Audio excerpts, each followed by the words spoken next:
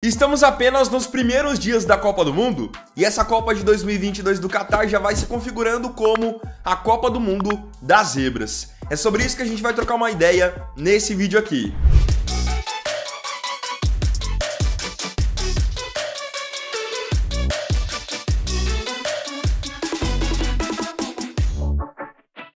A Copa do Mundo começou há poucos dias e uma coisa que está ficando cada vez mais evidente é o quão equilibrado todos os jogos têm sido.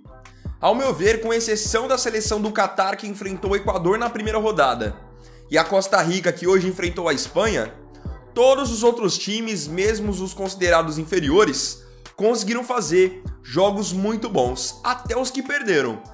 Quando que você ia imaginar que numa Copa do Mundo, por exemplo, a seleção de Senegal iria impor tamanha dificuldade à seleção da Holanda? Ou então a desconhecida Arábia Saudita vencer a estrelada Argentina com Messi e Di Maria em campo. Então realmente vocês podem ver que os jogos dessa Copa do Mundo têm sido bem equilibrados e até aquelas seleções que eram apontadas antes como as favoritas ao título também estão tendo dificuldades.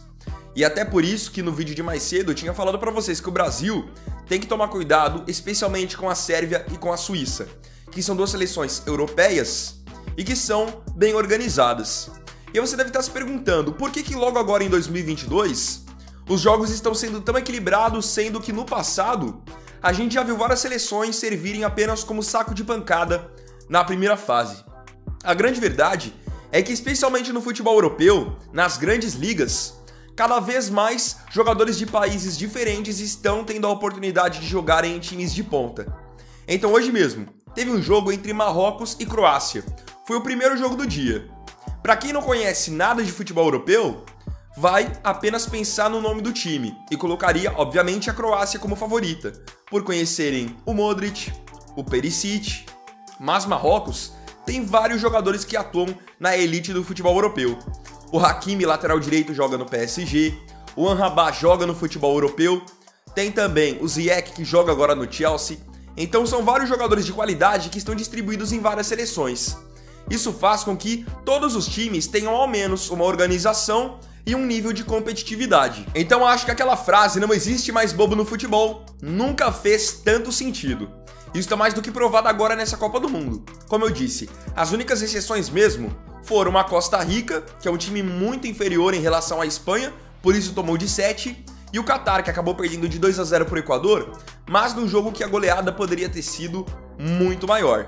De resto, podem ver, a Arábia Saudita fez um baita jogo contra a Argentina, agora acabou de terminar. O Canadá perdeu para a Bélgica fazendo um jogo muito bom, também tendo vários valores do futebol europeu no seu time, Davies do Bayern de Munique, Jonathan David do Lille da França. Então vocês podem ver que o futebol está cada vez mais globalizado. Tem sempre jogadores atuando em ligas competitivas e são jogadores dos países mais variados. Além do resultado da Argentina, que ontem surpreendeu muita gente, hoje o jogo do dia, que está sendo mais comentado, é a derrota da Alemanha para o Japão de virada por 2-1. E aí eu posso até trazer para vocês uma experiência de algo que eu já sabia há muitos anos e que a tendência é que para os próximos anos isso se torne cada vez mais uma realidade. Há 4 anos, eu estava lá no Emirados Árabes acompanhando o Mundial de Clubes de 2018. E eu tive a oportunidade de conhecer o Zico mesmo, o ídolo do Flamengo, craque da bola. Ele era diretor técnico naquela época do Kashima Antlers do Japão, time que ele já havia jogado e era ídolo. Então, eu trocando uma ideia com o Zico, eu cheguei a ver um treino do Kashima e ele me explicou um pouquinho da filosofia do clube.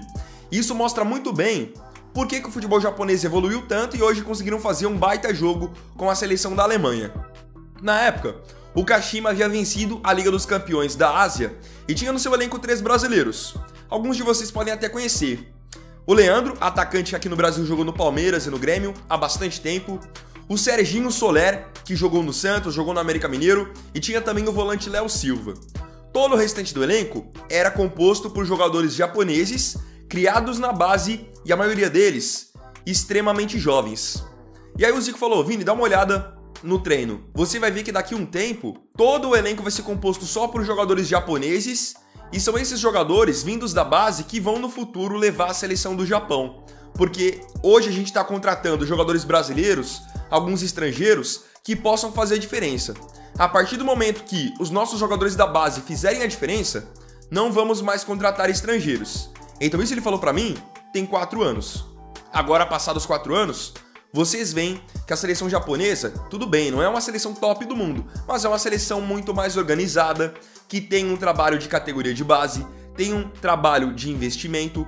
Isso não está acontecendo só no Japão. No próprio futebol árabe vocês podem ver.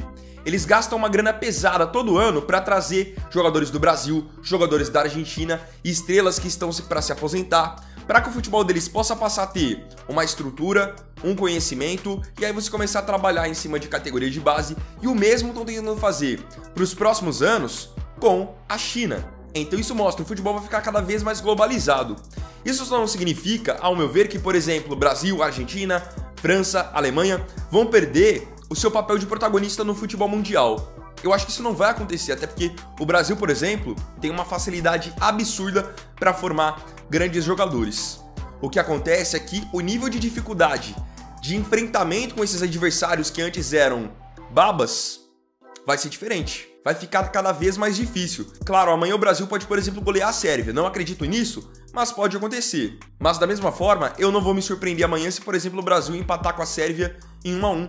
Por quê? Porque é uma seleção que tem vários jogadores que jogam em times bons da Europa, estão acostumados a um alto nível de enfrentamento. Então isso mostra que realmente não existe mais bobo no futebol, e ainda mais nessa Copa do Mundo, vencendo a Copa do jogo físico, da organização tática. Então não vou me surpreender se a gente chegar, por exemplo, nas quartas de final e 2 seleções favoritas já terem caído, por exemplo, nas oitavas. Porque um time pode, por exemplo, se organizar, defender bem, levar para os pênaltis e se classificar. É isso que está acontecendo. As seleções antes, que eram consideradas fracas, estão se organizando, estão trabalhando e estão evoluindo. Então, não me surpreendeu hoje, por exemplo, o Japão vencer a Alemanha. O que me surpreendeu foi, por exemplo, a Arábia Saudita vencer a Argentina, que é um time muito estrelado. Agora o Japão, que tem uma estrutura, Canadá, que está trabalhando para se estruturar, as boas atuações dessas seleções não me surpreende. É que tem outro fato também. Não tem como você querer que todo mundo acompanhe de cabo a rabo o futebol europeu. Não tem como você querer que todos saibam quem são todos os jogadores. Mas para mim, e talvez para você que também acompanha um conteúdo no YouTube, acompanha vários jogos, você sabe quem são os jogadores destaques de várias seleções. E aí você consegue ter uma noção que o futebol não tá apenas Brasil, Argentina, França, Alemanha, não. Tem outras seleções que vão incomodar nessa Copa do Mundo e podem, como eu disse, vir a tirar algum favorito. A própria França, todo mundo sabe, é uma baita seleção, é a atual campeã do mundo, tem Mbappé, tem Dembélé, vários craques do futebol mundial. E mesmo assim, a França ontem, em determinado momento, passou o sufoco com a Austrália. Então é isso que eu quero mostrar pra vocês. Quando eu faço os vídeos aqui no canal dizendo, galera, olha só o time da Sérvia, olha só o time da Suíça, muita gente vem nos comentários e fala pra mim, pô Vini, você tá viajando, que o Brasil vai passar o carro. Como eu disse, torço pra que passe o carro, é a minha seleção. Só que o que eu quero dizer é que, realmente, o nível de enfrentamento vai ficar cada vez mais complicado. Agora, depois da gente trocar essa ideia, eu queria muito que você viesse nos comentários e deixasse sua opinião a respeito da evolução dessas seleções que estão agora surpreendendo na Copa. Japão, Arábia Saudita, o próprio Canadá, que hoje fez um baita de um jogo contra a Bélgica. O Davis acabou perdendo um pênalti que o Courtois defendeu. Então põe nos comentários, quero muito ver o que você pensa a respeito desse equilíbrio que está acontecendo nessa Copa do Mundo. Então, bom galera, esse foi o segundo vídeo dessa quarta. Logo de cara, eu agradeço a você que acompanhou o vídeo até aqui. E não se esqueça, se você tiver curtido o vídeo, deixa o like, se inscreve, compartilha, comenta e me siga na minha rede social. Tá aparecendo aqui pra você, Vini Weiner Canal. Lá eu posto conteúdo de curiosidades do futebol. Então é isso, galera. Tamo junto. Até amanhã e até o próximo vídeo. Vini Weiner aqui. Valeu, falou e fui!